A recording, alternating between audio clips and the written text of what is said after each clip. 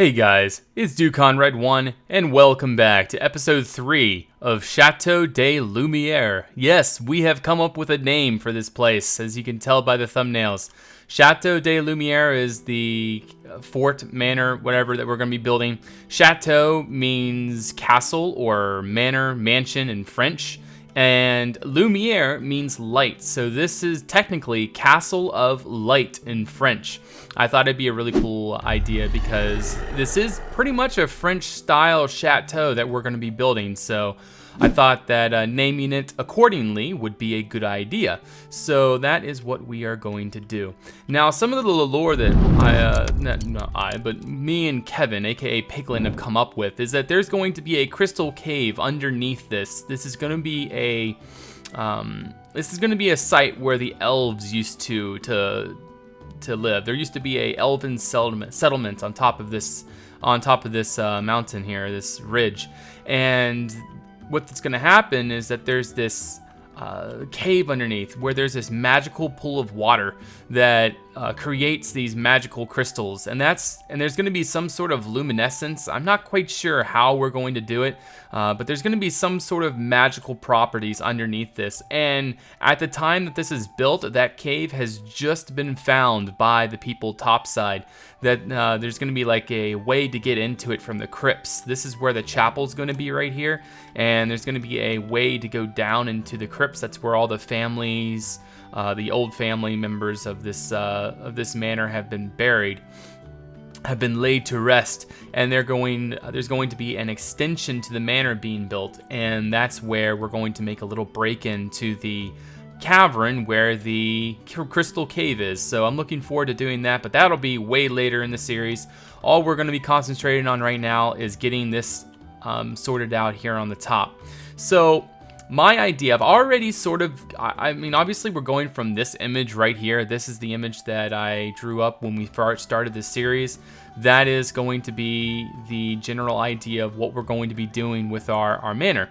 I have already kind of planned it out, but we're going to be doing it on screen here, and I'm going to show you guys the process as to which I plan this thing. So I hope that you guys will enjoy and learn something from this episode, because planning is very key in when you are building anything. And there's a very specific way to plan. There's a very specific set of rules that you should follow, especially when you're building any castle or something like that. Thick walls, you want to make sure that placement's right. You want to make sure that you're planning it in a way that's defensible, stuff like that. And we're going to definitely get into that later in this episode. So with that said, I don't think there's really anything else to say other than I hope you guys enjoy, and I'll see you guys soon.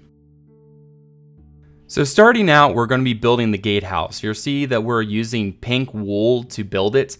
It really, the wool really helps to give you a better idea of what you're doing, and will also alleviate later on if you want to make some quick changes. For example, if you want to just remove one building, you can easily just take a mask, an airbrush, mask that certain color and remove it, and it makes it really simple to make a change. Same thing with when you're adding in materials and stuff like that. You can easily just mask that specific section, and then bam, you're good to go.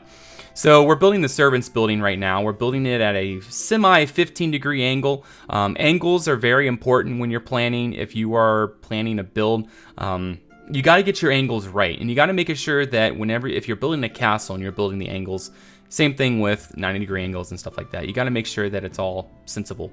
So right here, we're making the bell tower lined up directly with the gatehouse. Why am I doing that? Because I want there to be some sort of symmetry in the build. I want it to seem like, hey, that's supposed to be there. Like when you walk through the entrance to this mansion or this manor, you're going to see that tower right in front of you, and that's where the guard tower is going to be, and you're going to be like, wow, and it's going to be really, it's going to be inspiring. Like say if you were in real life and you walk in and you look up and you're going to be like, wow, that's really cool, or don't want to mess with these guys. So I'm working on the Great Hall right now. This is going to be the Feast Hall. There's going to be like a lot of big table, dais, and stuff like that. Things like that's going to really make this build look really cool. And you'll notice that I made 3 thick walls on the outside. Well, the reason why we're making the outside walls 3 thick is because the outside walls would be most likely would obviously be the place where the enemies would bombard the most with, catapults or ballistas, stuff like that. Now, we did run into a little bit of a issue here. Obviously, the cliff is a little bit wonky. I'm going to have to do some re-terraforming. You'll run into things like that when you're working on your build. We do run into some issues in the back as well later on, but we're going to fix that later on in the series, and it'll definitely look pretty nice. But you definitely want to keep in mind that you don't want to go too far off what you originally planned. It'll definitely mess you up in the future, depending on how far you want to go with your revising and stuff like that. Like, we're talking about crying revising, then you're gonna drive yourself crazy. You're gonna obviously make mistakes here and there, and then you gotta destroy it and rebuild it. That's what I'm sort of showing right there. And again, we're going with a 3 thick wall, but that's I'm not even sure what angle that is. You see the orange to the right, that's a 45-degree angle, whereas the orange to the left is more like a 15-degree angle. And I'm not sure what this one is. It's like somewhere in between 15 and 30 degrees, or 15 and 45 degrees. I'm not sure. We'll say probably 30 degrees. So I just built the Maester's Tower back there. You want to make a sort of large foundation for it. Again, 2 thick walls, very important. I actually make it a little thicker later on just by adding in a few blocks. So we're working on the Lord's residence right now. This is going to be where he lives, like himself lives. He's going to have his bedroom, and the bedroom for his kids, the bedroom for his wife. They're going to have the different solars and stuff. And in the medieval life, usually they had their own rooms and everything. So that's what I kind of want to portray with that. And there's going to be like a private dining room in there, probably cellars underneath, stuff like that.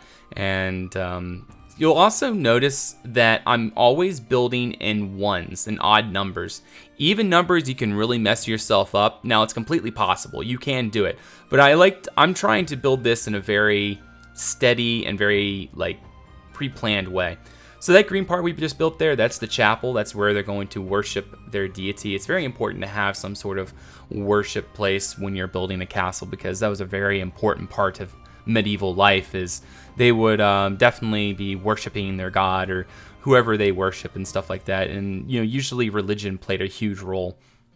So right now I'm smoothing things out. I got the general shape of everything that I want, and it really is turning out quite nice in my opinion. I'm quite happy with the size of everything. I'm quite happy with the overall design, the shape, the elevation of the courtyards, the ways to get to all the different places. I'm very content with the overall design of this manor at this point. And for right now, we're just building to the ground. And like I said earlier, we're going to have to do a little bit of extra terraforming later on. That'll probably be, maybe the extra terraforming will be off camera. It doesn't really need to be on camera, but I don't know. You see, even that turned out pretty good. But just remember, we're going to have to be doing some extra bits on the outside, which actually I might change my mind on that. Sorry, I'm just thinking of something right now. But we'll figure that out later on in the series, and definitely get things worked out. I'm very content with this right now. I'm happy with how this series is going. So I make a few mistakes in here with World Edit. You'll see I accidentally removed that courtyard right there, and then I added in that one up there. But again, mistakes, and you gotta work around that and redo it later on. So anyways, that's about that. So the defensive nature of the castle, diagonals, angles, you want to make sure that there's overlaps, things like that. And the defensive terrain, definitely want to build your castle on terrain that's really reasonably defensible. And that creek over there, that really adds in a defense, defensive nature on that side, because no enemy is going to want to cross a creek or any type of flowing water, because it's rather difficult to cross. So anyways, yeah, that's that. Okay guys, so I've done a little bit of off-camera building here, just a little bit of smoothing things out and getting it lifted up to a point where I'm relatively happy with the foundation. Now, I've also sort of added in signs so that you guys can clearly see what the idea is.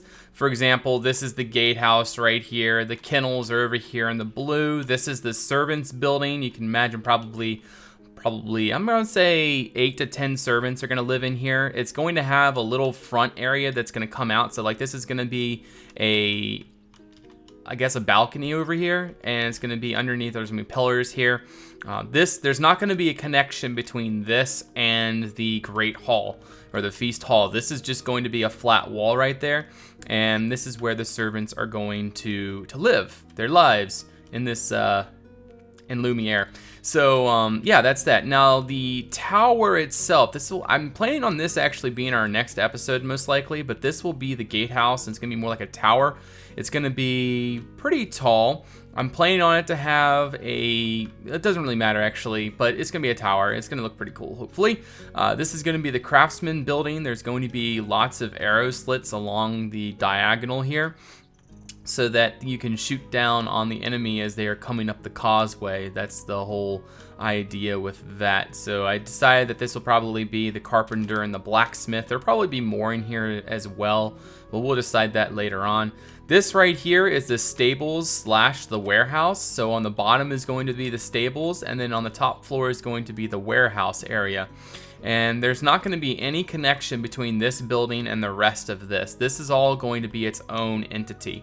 And the only way to get into any of this is you got to go up through here. All right, so I'm planning on there to be a stairway going down and underneath this last courtyard right here. This is all going to be a garden right here, like a pretty garden kind of thing. You're going to kind of feel like you're in a canyon though.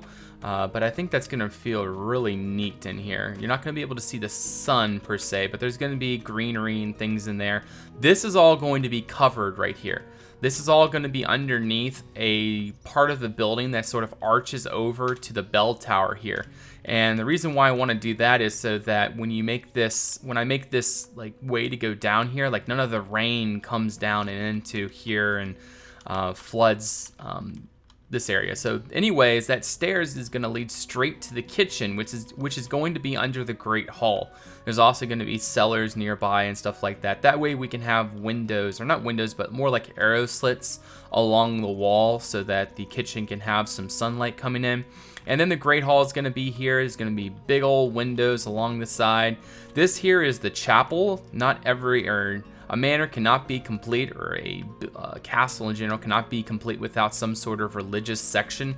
And so the chapel is going to be here, and I'm just kind of imagining this will be like windows there, and then a big window here at the end kind of deal. And then maybe a turret right here on the end. We'll decide that when it comes around to actually building it. So, but I think that'll be pretty good. Now we're going to be doing some extra terraforming here. We're going to smooth this out so that it doesn't look so static. We want to make sure that the terrain naturalizes up to the building, not the building like, you know, built into the terrain, or not, you know, not the terrain built into the building, but the building built into the terrain. So we're going to have to be careful with that, and we'll be sure of making that happen. So this is going to be like a little covered porch here. Well, obviously this is all going to be covered, but this is going to be main pillars to hold it up. You come into here, and then this is going to be the only way to get up to the courtyard on this level. And then you come into the Lord's residence. I haven't put too much thought into this yet, so we'll figure that out later on. This here is the Maester's Tower. There's going to be it's kind of a donjon. Like the top tower is going to be probably the most defensible section. I'm also planning on having a postern gate or a sally port on this side, but it'll probably be like a hidden entrance, like maybe like a little cave built in right here, and then it'll be connected to the donjon right here to the tower. The donjon means the tallest tower of a castle. So anyways, the rookery is going to be in here, the maester's chambers, and the library. And there will be more probably later on, depending on what we want to do. Now, I'm unsure about this. I haven't truly decided on what I'm going to do with this tower. I just thought it'd be a really cool idea to have something like that right there. I might go ahead and change this into a porch. That might be better. Or maybe I'll just have a porch and the tower. Who knows? I mean, it'd be neat to have a little front porch here, right? I think that would actually look pretty cool, so we'll see what happens. Also, this right here, there's going to be an archway underneath, so that portion that's connecting between the Lord's residence and over here, there's going to be like an opening right here so that you can see down from up here. So this will be like a defensive portion where archers and stuff can shoot down on the enemy if they're coming in. And then obviously this is going to be an archway here, and some so they can close that up if they need to. And the diagonal gate right there, this is going to be some sort of building. I'm not sure what's going to be in here. Probably more guard stuff, but it's not going to be, like, there's not going to be any doors into the tower from this section. I'm overall happy with the defensive nature of this manor. It feels very, feels very defensible. I like it a lot. And we're going to have a bridge coming across. I decided, well, at least as of right now, I decided not to do a drawbridge. I decided just to do a bridge. It'll snake around, go across this piece of terraforming, come back around. And then the road will come back underneath the drawbridge, and then back out and up. And then it's going to probably, actually, it'll probably go along this valley and out. So we'll see what happens. I haven't really decided that yet, and that'll come later on. So the diagonals are usually a fairly difficult thing to do in a build, but it really makes a build. You have to do it correctly. You have to make it in a way that it makes sense for the build. For example, the degree of angles that we're doing here, it's kind of hard to really suggest as to what angles you should do. But my suggestion is do not do this angle right here. See, this is a 2x2 angle. That is going to be very difficult to do. It's very difficult to work with that. However, this angle is the easiest to work with. If you make it a 45-degree angle, see, this is just directly, see, 90-degree angle was this right here. That's a 90-degree corners. This is a 45-degree angle right there, and which is basically the, straight diagonal. There's really no other way of saying that. So that's what this is going to be. And then this over here, I'm not quite sure. It's close to 15 degrees. This is close to a 15-degree angle. I was trying it over there, but anyways, I'm going to show you something really quick that actually will probably help some of you. And it's a world edit function. I actually have a video on this. I made it earlier. But what you can do is you can go ahead and you can rotate using degrees. So you can do / copy, and then we can go up here and we can do / rotate and say we want to do 15 degrees, because that's, or maybe let's do 45 degrees, because 45 degrees is the direct diagonal. You can do whatever you want, 45, 30, 15, whatever. And remember, if it's a positive number, it goes clockwise. If it's a negative number, it's going to rotate counterclockwise. So just keep that in mind. So paste -A, and there we go. There's our 45-degree angle, and then, like, obviously there is some mess up, so you got to fill that in. You could do this with roofs and all kinds of neat things like that, but you can come back through and fix it up if you need to do that. So that's something I wanted to show you guys, is you can use World Edit to make diagonals, which really isn't that necessary. You can hand build it, no problem. But yeah, garden here, this is going to be like an overpass, sort of like a indoor-outdoor area, if that makes any sense. Courtyard here, we're going to have a well. It's probably going to be built somewhere in this vicinity. Now, obviously, we're pretty high up, so we're going to have to figure out how to make the well make sense. So it's probably going to have to go pretty darn deep in order to reach the water table. However, there is instances where the water table sort of comes up and then back down. I'm not sure if you guys are familiar with how the water table works, but the water table is a certain layer underground as to which the water collects and doesn't seep any further down. And that's so, like, say if you build you dig a hole and you dig down far enough, it's going to start filling up with water, because that's where the water table is. And that's why people build wells, is because at the bottom it fills up with water. So I'm not sure if you guys were aware of that. So this is the guard tower. This right here is going to be like a storage room or something. Not fully decided on that. No clue, to be honest. But up here is going to be like guard quarters and stuff like that. It's going to probably be like 4 or 5, probably 3 stories extra above that right there. And it's going to overlook all of this, and there's going to be a big old bell at the top. Something similar to Kevikston's tower. I'm not sure if you guys are familiar with my Kevikston keep, but it's going to be something like that. So yeah, I hope you guys enjoyed this video. I hope you're looking forward to the next episode. We'll be getting a lot more done. There's a lot more to do, and I'm super excited for this series. I'm super excited for getting things, all this done, because this is, it's pretty crazy. I've been wanting to do a series like this for quite a while, and especially with the replay mod, it really changes the game. It makes things so much more adaptive when making a series like this. So That's about it. If you guys liked the video, don't forget to smash that like button, comment, and subscribe if you are not already. I'm definitely looking forward to those comments. I always enjoy comments. I like seeing what you guys have to say. And I definitely, because I'm always checking on my phone, like checking, do I have a new comment yet? And I always try to answer them whenever I can. But also, I have a Facebook and a Twitter if you guys want to follow me over there. Definitely good places to keep up with me because I do a lot of updating on things, and I give you sneak peeks on future projects, stuff like that. So consider following me over there. And I have a Patreon too if you guys are wanting to help me produce content, and if you want to help me monetarily, Patreon is definitely there in order to do that. So thank you so much for watching, guys. I look forward to seeing you on the next one. Till then, bye-bye.